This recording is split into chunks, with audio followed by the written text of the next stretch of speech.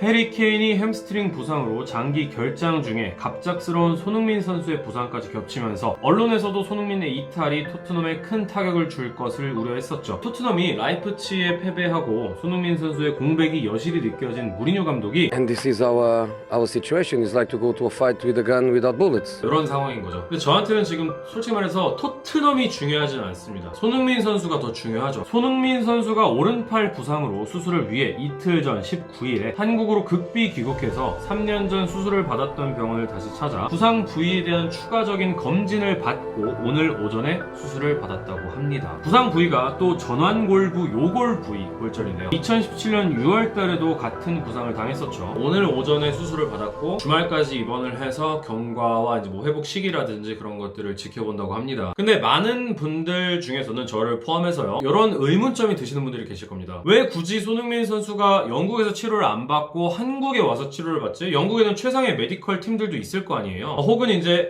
영국에서 치료를 받는 게 아무래도 자기 고향도 아니고 좀 불편해서 한국으로 들어오시는구나, 이렇게 생각을 하시는 분들도 계실 거예요. 이유가 무엇이 되었건 뭐 해외 치료를 해보신 분들은 많이 공감을 하실 겁니다. 치료라는 거는, 병이라는 거는 자국에서 이겨내는 게 제일 좋죠. 아직 뭐 오피셜이 나온 건 없지만요, 원래 치료를 받았던 병원에서 치료를 하는 게 가장 확실하고 또 편하기 때문에 그렇게 했을 수도 있고요. 근데 제 개인적인 뇌내 망상은 영국의 열악한 그리고 악명 높은 의료 시스템 때문일 수도 있다 라고 이렇게 조심스럽게 생각을 해보고 싶습니다. 영국은 진짜, 제가 영국 유학생이어서 그런 것도 있지만 열악한 의료 시스템, 악명 높고 정말 질 낮은 의료 시스템으로 유명하기도 하죠. 이런 것들을 다 생각을 했을 때, 그리고 손흥민 선수가 3년 전에 수술을 받은 게 한국 병원이었다는 것도 생각을 했을 때, 한국 병원에 와서 다시 검진을 받고 수술을 받고 일정의 회복 기간을 가지는 것이 손흥민 선수에게는 최선의 선택이 아니었나, 그렇게 조심스럽게 추측을 해봅니다. 저도 몇 년 전까지만 해도 영국에서 유학을 했던 입장에서 영국의 의료 서비스, 요거를 이제 내셔널 헬스 서비스 NHS라고 하거든요. 요거에 대한 문제라든지 불편함을 너무너무 많이 겪고 들었기 때문에 영국 유학생분들, 영국에서 오래 치료하신 분들 다 공감하실 겁니다. 정말 마음고생 2배로 합니다. 제 유학 동기 중에 한 명이 중이염에 걸렸었어요. 무상의료 서비스가 유학생들에게도 적용이 되기 때문에 당연히 이렇게 신청을 했죠. 대기를 해야 되는 게 2주를 대기해야지 병원 진료를 받을 수 있는 거예요. 지금은 많이 나아졌을 수도 있는데 제가 유학을 하던 그 시기에 영국의 의료 시스템은 딱 그 정도였습니다. 우리나라 같은 경우는 그냥 동네 이비인후과, 뭐 그냥 집 앞이든지 뭐 그냥 명의가 있다고 한다면 거기 이비인후과 찾아서 가가지고 예약 같은 거 필요 없이 저 중이염 좀 있는 것 같아서 왔습니다. 처음이세요? 네, 처음입니다. 그럼 이거 작성해주세요. 네, 알겠습니다. 이렇게 주민번호 같은 거 쓰고 딱 앉아갖고 양승주 환자님 들어오세요.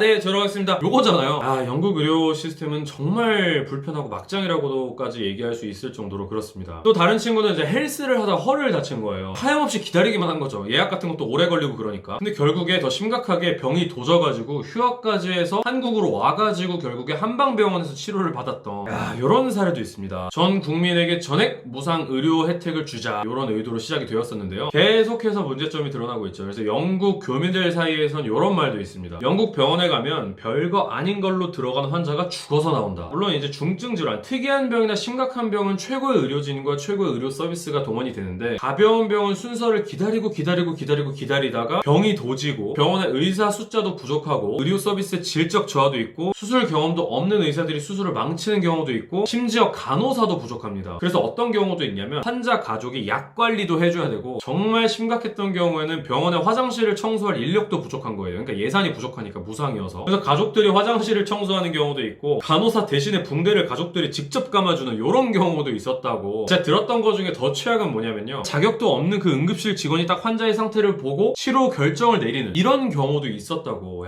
진짜 기가 차지 않습니까? 정말 충격적인 건 뭐냐면요, 이제 영국에 있는 한인타운에서 요리를 하시던 분이 계셨어요. 기계에 손가락이 잘린 거예요. 당장은 응급실 가가지고 이제 접합수술 같은 걸 해야 되잖아요. 병원에서 응급조치도 바로 못 해주고 계속 기다리라고만 했대요. 얘네 이거 골든타임도 놓치고 한없이 기다리다가 내가 평생 잘린 손가락으로 살겠다, 이렇게 판단을 하신 거죠.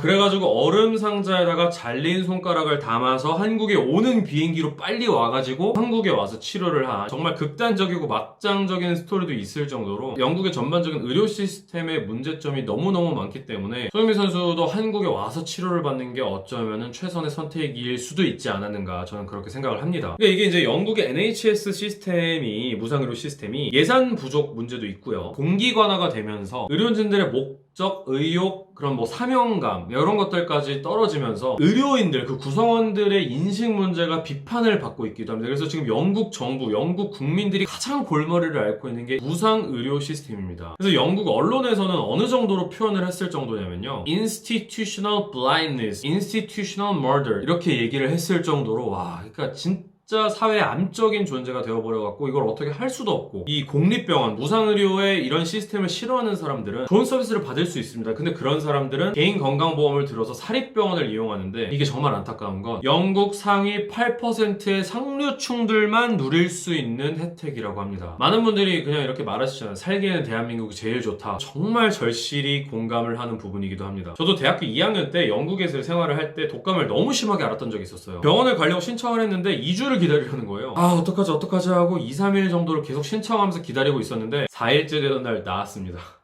그러니까 자생해버렸어요. 저도 한국에서 치료받을 수 있으면 무조건 한국에 와서라도 치료를 받을 것 같습니다. 그리고 또 여기서 얘기하는 의료뿐만 아니라 교통이라든지 인터넷 이런 것도 한국이 말도 안 될 정도로 우수하죠. 손흥민 선수 이번에 부상으로 회복 기간을 2달을 예상하는 이유가 3년 전에 같은 부위를 다쳤을 때도 2달 정도의 재활 기간이 필요했었다고 해요. 어떤 정형외과 의사님 같은 경우는 최대 6달 정도도 걸릴 수가 있다 이렇게 예상을 하시기도 하고요. 또 어떤 의사 선생님들은 8주 정도면 충분히 회복 기간을 가져서 다시 복귀를 할 수 있다 이런 식으로 예측하시기도 합니다. 기간이 어찌 되었건 손흥민 선수의 안전한 수술, 쾌적한 재활을 하셨으면 좋겠다는 게 일단 제 생각이고요. 당장의 시즌에 아웃이니 시즌에 복귀를 할 수 있니 뭐 챔스에 나갈 수 있니 이런 것들보다도 대한민국을 빛내고 있는 자국의 한 선수로서 선수 생명에 어떠한 지장도 가지 않게 최선의 치료가 되었으면 좋겠습니다. 아, 그리고 또 이런 부탁드리기 조금 좀 그렇긴 한데, 영상이 괜찮으셨다면 좋아요와 구독 버튼 눌러주시면 정말 감사드리겠습니다.